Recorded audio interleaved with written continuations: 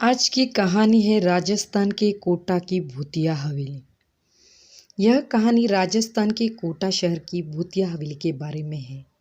यह हवेली राजा महाराजा के समय में बनाई हुई थी, लेकिन पिछले 18 सालों से इस हवेली में आज तक कोई भी रहने नहीं आया।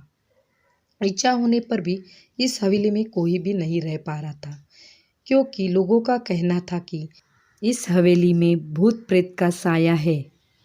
जब अजीत सिंह को इस हवेली के बारे में पता चला तो उसने तय किया कि वो इस रहस्य को जानकर ही रहेगा। क्यों लोग इस हवेली में नहीं रह पा रहे हैं? जब उसने हवेली के अंदर जाने के लिए पैर आगे बढ़ाए तो दरवाजे पे किसी अनजान व्यक्ति ने उसे रोक दिया और नज़दीक जाके बोले, कौन हो आप और किधर जा रहे हो? अजीत सिंह ने जवाब देने की बजाय उसने सामने सवाल किया, जी आप कौन? मेरा नाम अर्जुन सिंह है और मैं यही पास में ही रहता हूँ।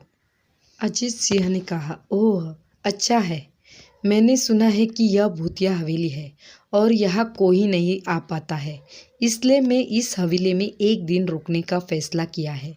अर्जुन सिंह ने कहा, जी हाँ, आपने सही सुना है और आप भी अंदर मत जाइए। मेरी माने तो आप भी वापस लौट जाइए, यहाँ बहुत खतरा है। यह सुनकर अजीत सिंह खुश हो गया, जैसे उन्हें कोई लॉटरी लग गई हो। अर्जुन ने उसकी खुशी को देखकर बोला, आप क्यों खुश हो रहे हो? आपको तो भूत का नाम सुनकर डर लगना चाहिए। शायद आपको पता नहीं होगा कि मैं भूत प्रेत में काफ़ी दिलचस्पी रखता हूँ। अगर इस हवेली में भूत है तो मैं अंदर जरूर जाऊँगा और सारी सच्चाई का पता भी लगवाऊँगा। इतना कहकर अजीत सिंह उस हवेली में चले गए। अंदर जाके अजीत ने अपनी बैग को साइड में रखा और हवेली के चारों ओर देखने लगा। सारे रूम भी चेक कर लिए। बाद में ड्राइंग रूम में आके सोफे पर बैठ गया। उसने वहां बैठकर दारू के 2-4 पेग भी पिए।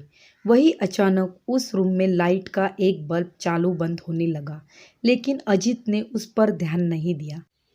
थोड़ी देर बाद दूसरा बल्ब भी चालू बंद होने लगा। फिर तो हवेली की सारी लाइटें चालू बंद होने लगी। यह सब देखकर अजीत अपनी जगह पे खड़ा हो गया और संपूर्ण सावचेत हो गया। अचानक उसके सामने एक छोटा टेबल हवा में उड़ने लगा। करीबन 6 फुट हवा में ऊपर जाके गोल गोल घूमने लगा और बाद में अजीत की ओर तेजी से आने लगा।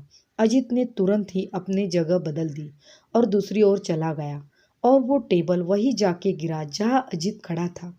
अजीत कुछ समझ पाता उतने में सोफे की सीट उसकी ओर आने लगी। वो जल्द खड़ा हो गया और छलांग लगा के दूसरी ओर कूद गया, जिसके कारण सोफा दीवार को टकराया और अजीत बच गया। अचानक सब कुछ शांत हो गया। अजीत ने चारों ओर सतर्कता से देखा और बड़ी आवाज में बोला, तुम जो भी हो सामने आओ। वही एक बड़ी परछाई उसके सामने आई। अजीत ने उस परछाई को देखकर बोला, कौन हो तुम और क्यों मुझे मारना चाहती हो?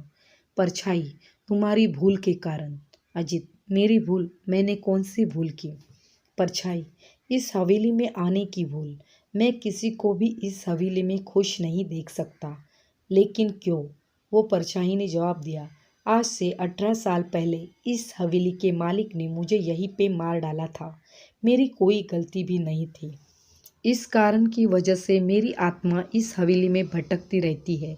मैं किसी को भी इस हवेली में नहीं रहने दूंगा, क्योंकि इस हवेली में मेरा खून हुआ था।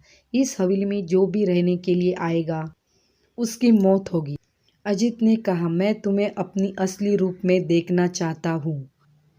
तुम्हें मारने से पहले मैं तेरी यह इच्छा अवश्य पूरी करूँगा। और उस परछाई ने एक भयानक दरमियाना रूप ले लिया। उसका चेहरा इतना भयानक था कि अजीत भी एक क्षण के लिए डर गया था, लेकिन दूसरे ही क्षण में उसने अपने आप को काबू पा लिया। बाद में उसने अपनी जेब में से सफ़ेद पाउडर निकाला और उस भूत के ऊपर फेंक दिया। भूत के ऊपर पाउडर पड़ते ही वो जलने लगा। बड़ी बड़ी ज्वालाएं उठने लगी।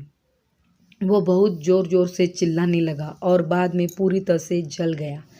उसके बाद अजीत ने चैन से सांस ली और वहीं पर सो गया। दूसरे दिन सुबह जब अजित को सही सलामत हवेली से बाहर आते देख अर्जुन को आश्चर्य हुआ। अर्जुन ने अजित से पूछा, तुम कैसे जिंदा हो? जब अजित ने अर्जुन को कल रात की घटी पूरी घटना पूरी तरह से बताई और बोला, अब यह हवेली भूतिया हवेली नहीं रही।